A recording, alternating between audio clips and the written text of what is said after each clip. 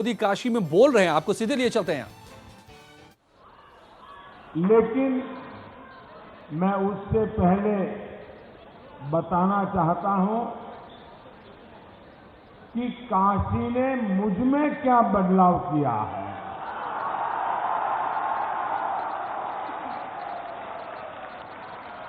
ये सेल्फी वालों से मेरी प्रार्थना है, मेरे पास 10 बजे तक का समय है, आप ऐसा मत करें।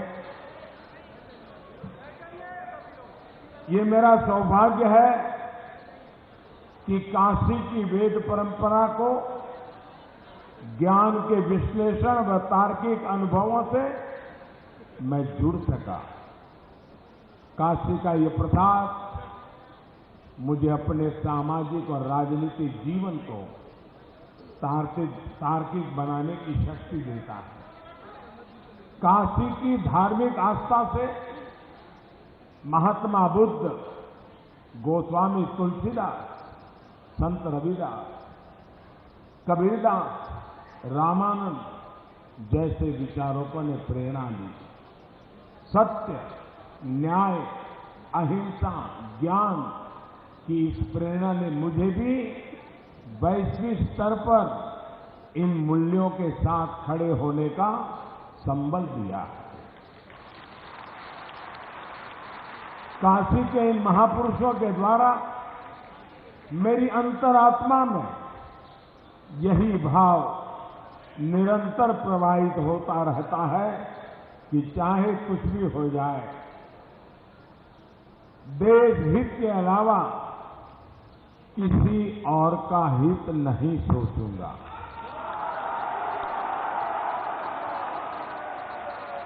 चाहे वो पुलवामा का संकट हो, उरी की घटना हो, या फिर मेरे जीवन का अन्य कोई और पल, मेरा एक ही मंत्र है और वही मंत्र लेकर के मैं जिया हूं, राष्ट्र प्रथम, इंडिया फर्स्ट।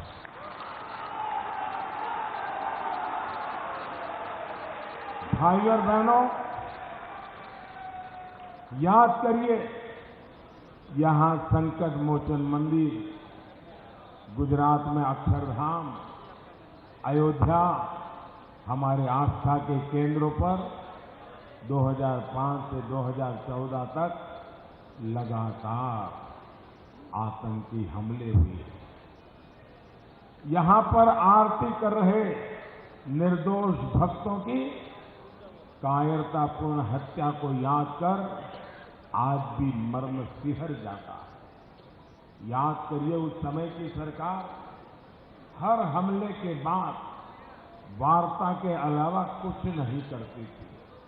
साथियों, इन्हीं परिस्थितियों में काशी ने मुझे सिर्फ एमपी नहीं, पीएम बनने का आशीर्वाद दिया। मुझे 130 करोड़ भारतीयों के विश्वास की ताकत दी। आतंकियों को उन्हीं की भाषा में जवाब देने का साहस दिया। हमने उन्हें बता दिया कि नया भारत सहता और कहता नहीं है। न वो सहता है न वो कहता है, वो आतंक को मुंह तोड़ जवाब देता है। भाई और बहनों, आज आप भी देख रहे हैं कि किस तरह हमने आतंक के सरपरस्तों को अलग थलग कर दिया। अंतर्राष्ट्रीय मंच अब पाकिस्तान के रोने पर ध्यान नहीं देता। जिन्हें वो अपना समझते थे, वो अब उन्हें छोड़ चुके हैं। दुनिया ने उनकी फंडिंग, समर्थन, सब पर कारगर रोक लगाने में भारत का मजबूत साथ दिया है। इसके अलावा देश के भीतर भी हमने चौतरफा शक्ति बनाए रखी है। हमने मानवतावाद का फर्जी चोला पहनने वाले ऐसे खतरनाक कुछ संगठनों पर भी लगाम कसी जो आतंकी फसल के लिए खाद पानी का इंतजाम करते थे। सरकार के ऐसे ही प्रयासों का ही नतीजा है कि बीते 5 वर्षों में भारत में किसी शहर, किसी पवित्र स्थान या मंदिर पर कोई आतंकी हमला नहीं हो सका। इतना बड़ा कुंभ का मेला सुख शांति के साथ देश ने अनुभव किया। आतंकवाद अब जम्मू कश्मीर के बहुत थोड़े से दायरे में सिमट कर रह गया है। और मैं आपको इतना भी बता दूं, पुलवामा में उन्होंने हमारे 40 जवानों को शहीद किया था। इस हमले के बाद उसी क्षेत्र में अब तक, हो सकता है मेरे बोलते समय आंकड़ा बढ़ भी जाए,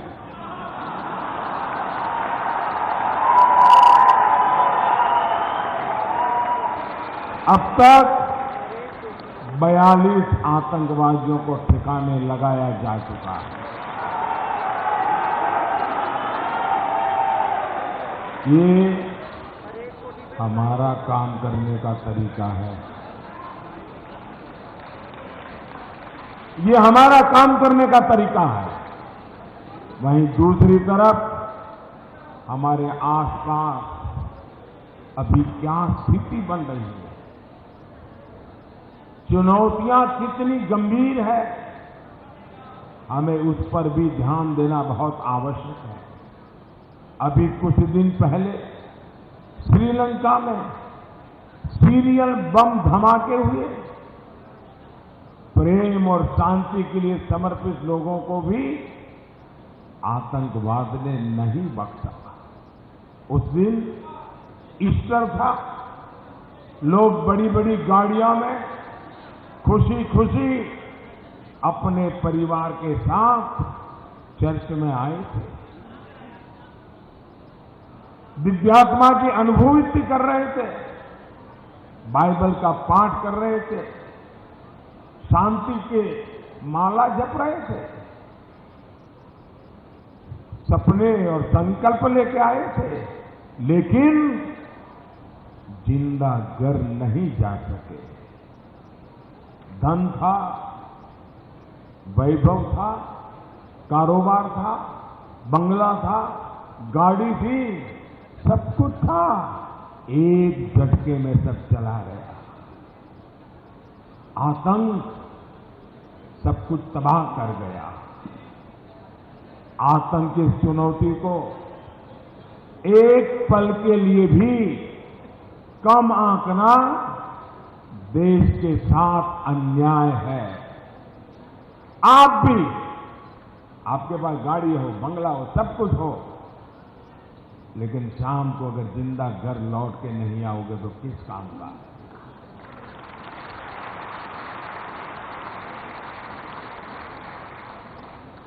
समर्थ भारत के लिए, संपन्न भारत के लिए, सुखी भारत के लिए विकास के साथ साथ सुरक्षा अहम है।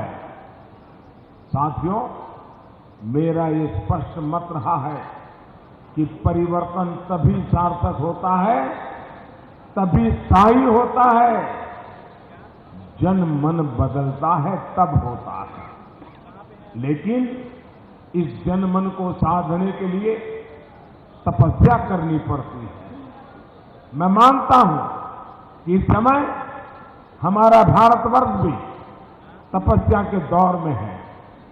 वो खुद को साध रहा है और उसकी साधना में हम सब एक सेवक है, एक साधक है। साथियों, इस साधना को सुरक्षा और सम्मान के बदलाव को पूरे देश ने, मेरी काशी ने भी महसूस किया है। हां, काशी में हुए बदलाव पर मैं ये भी कहना चाहता हूं कि मोदी बदलाव करने वाला होता कौन है? जहां स्वयं बाबा विश्वनाथ विराजे हैं,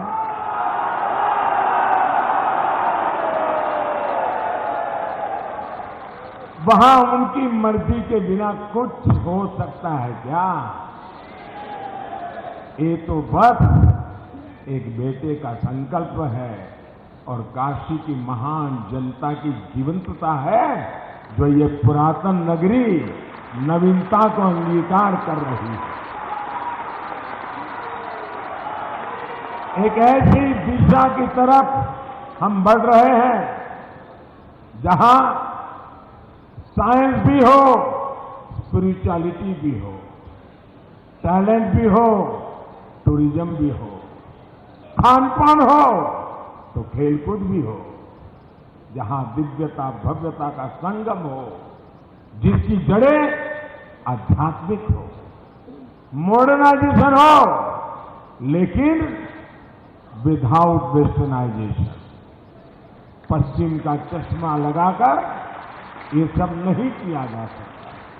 साथियों, हम सब मिलकर एक अविनाशी काशी को अलौकिक रूप देने के महायज्ञ में जुटे हैं। साथियों, मुझे याद है जब मैं बहुत पहले काशी आया था तो उस समय एयरपोर्ट से शहर तक आने वाले रास्ते को देखकर मन में बड़ी पीड़ा हुई थी।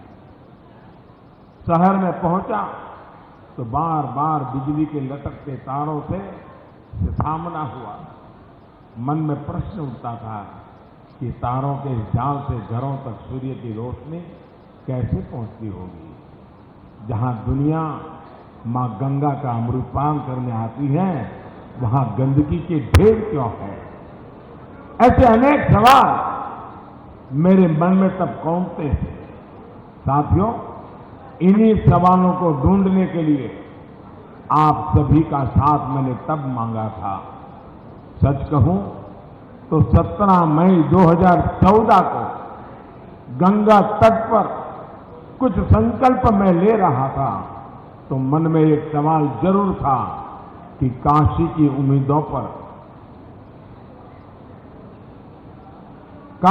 उम्मीदों पर खरा उतर पाऊंगा क्या?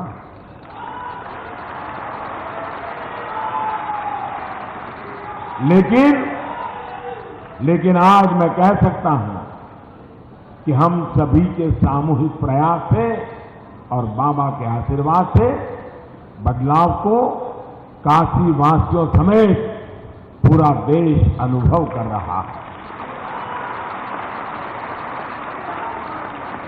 जो सपना मन में है वो पूरा हो गया, ऐसा मैं कभी दावा नहीं करता, लेकिन उस सपने को पूरा करने की दिशा में हमारा रास्ता और रफ्तार सही है, ये जरूर कह सकता हूं। साथियों, काशी के विकास को लेकर हम जिस दिशा में बढ़ रहे हैं उसके 3 पहलू हैं। पहला आध्यात्मिक, दूसरा व्यवहारिक और तीसरा मानवीय। ये तीनों अलग अलग भी हैं और एक दूसरे से जुड़े हुए भी हैं।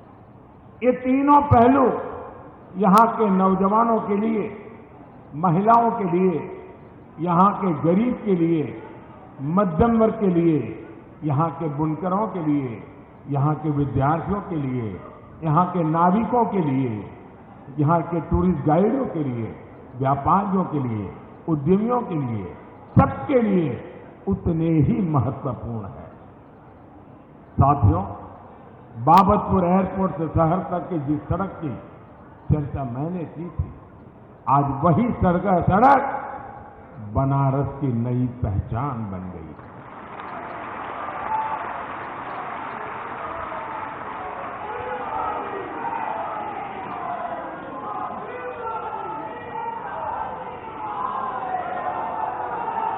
यहां रेलवे स्टेशनों को सुधारा गया है, सड़कों को सुधारा गया है, तमाम सड़कें अब चौड़ी हो रही हैं, रिंग रोड का काम चल रहा है, लटके तार गायब हो रहे हैं, चौक चौराहे रोशनी से नहा रहे हैं और गंगा घाट पर भी अलग ही रौनक है। भाई और बहनों, वाराणसी संपूर्णता का प्रतीक है, इसलिए यहां व्यवस्थाएं भी संपूर्ण होनी चाहिए। किसान से लेकर बुनकर से मजदूर व्यापारी तक हर किसी को सुविधा मिले, ये प्रयास हमने किया। काशी की स्थितियों और परिस्थितियों के मुताबिक इसको एक बिजनेस हब बनाने की तरफ हम आगे बढ़ रहे हैं। दीनदयाल हस्तकला संकुल हो, आधुनिक बीपीओ, बीएचयू में incubation centre, super computing centre हो, ऐसी अनेक व्यवस्थाएं आधुनिक काशी में शुरू हुई है। भाई और बहनों, अब काशी स्वास्थ्य सुविधाओं का भी बड़ा केंद्र बन रही है। देश के सबसे आधुनिक कैंसर अस्पतालों में से एक अस्पताल अब हमारी काशी में है। इसी तरह दूसरी बीमारियों के लिए भी आधुनिक अस्पतालों का निर्माण किया गया है। भाई और बहनों, हमारे सामूहिक प्रयासों से काशी में बदलाव के लक्ष्य बहुत नजदीक दिखने लगे। इंफ्रास्ट्रक्चर, खासतौर पर कनेक्टिविटी को लेकर तो हमारे विरोधी भी लोहा मांगते हैं। रोडवेज हो, हाईवे हो, रेलवे हो, एयरवे हो, पूरे देश में अभूतपूर्व काम हो रहा है, जिसकी झलक काशी में भी दिखती है। साथियों, गंगा जी पर देश का पहला जलमार्ग बनना, वाराणसी में क्रूज और जहाजों का चलना, रामनगर में आधुनिक पोर्ट बनना, ये हमारे व्यापार और पर्यटन के विकास के लिए बहुत अच्छे संकेत हैं। मां गंगा के ईमानदार सेवक हमारे मल्लाह साथियों, नाविक साथियों को इसका लाभ मिलना निश्चित है। साथियों, हमारी विरासत, हमारी आस्था के प्रति बाबा विश्वनाथ और मां गंगा की सेवा का अवसर मिलना वाकई सौभाग्य है। मां गंगा को निर्मल और अविरल बनाने की दिशा में भी हम बहुत आगे बढ़ चुके हैं। गंगा जी में मिलने वाले अनेक नालों को बंद किया जा चुका है। पानी के शुद्धिकरण के लिए दीनापुर और गोईठा के एसटीपी काम करना शुरू कर चुके हैं। प्रवासी सम्मेलन के दौरान यहां आए सैकड़ों भारतवंशियों ने जिस भाव से यहां गंगा जल से आचमन किया, उनके चेहरे पर जो संतोष था, वो इस बात की गवाही दे रहा है कि मां गंगा की निर्मलता को लेकर उसे सारे सवाल अब भूल रहे हैं। भाई और बहनों, बाबा विश्वनाथ के दिव्य प्रांगण को भव्यता देने का काम भी तेजी से चल रहा है। बाबा विश्वनाथ धाम का काम प्रगति पर है। साथियों, मंदिर से मां गंगा का दर्शन और गंगा तट से बाबा का दर्शन ईश्वरीय इच्छा है।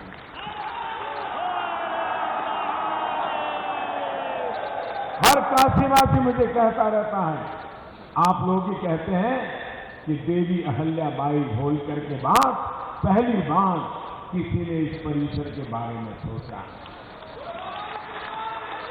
भाई और बहनों, मैंने पहले भी कहा कि बाबा की इच्छा के बिना, मैंने पहले भी कहा कि बाबा की इच्छा के बिना तो पत्ता भी नहीं हिलता। मैं तो निमित्त मात्र हूं। काशी के निवासियों को बाबा ने इस कार्य के लिए चुना, ये उनका आशीर्वाद है। साथियों, आज 80 घाट से लेकर राजघाट तक की सफाई काशी के लोगों का सम्मान बढ़ा रही है। घाटों की सुंदरता ने यहाँ के लोगों के सम्मान के साथ संपन्नता का भी उपहार दिया है। सारनाथ में पिछले 5 साल में हुआ विकास भी अभूतपूर्व है। काशी के सेवक के रूप में अपने 5 वर्ष के कार्यकाल के दौरान मैंने काशी के किसानों, बुनकरों, युवाओं के लिए एक ऐसे मॉडल को आत्मसात करने की कोशिश की है जो सर्वसमावेशी हो, सर्वस्पर्शी हो, सर्वहितैषी हो, सर्वसंतोषी हो और सर्वांगीण हो। सिर्फ काशी ही नहीं, पूरे पूर्वांचल में किसानों की स्थिति को क्या बनाकर रखा गया था, ये आप सब जानते हैं। उनके उत्पादों को सही मूल्य मिल सके, इसके लिए उनके खाते में सीधी मदद पहुंचाने, समर्थ मूल्य बढ़ाने, बीज से बाजार तक की व्यवस्था के साथ ही वाराणसी में कंटेनर डिपो की स्थापना के लिए किसानों को सशक्त किया। हम देश के हर हिस्से को, हर वर्ग को मजबूत करने के संकल्प लेके साथ लगे हैं। साथियों, बीते 5 वर्ष पुरुषार्थ के लिए थे। आने वाले 5 वर्ष परिणाम के होंगे।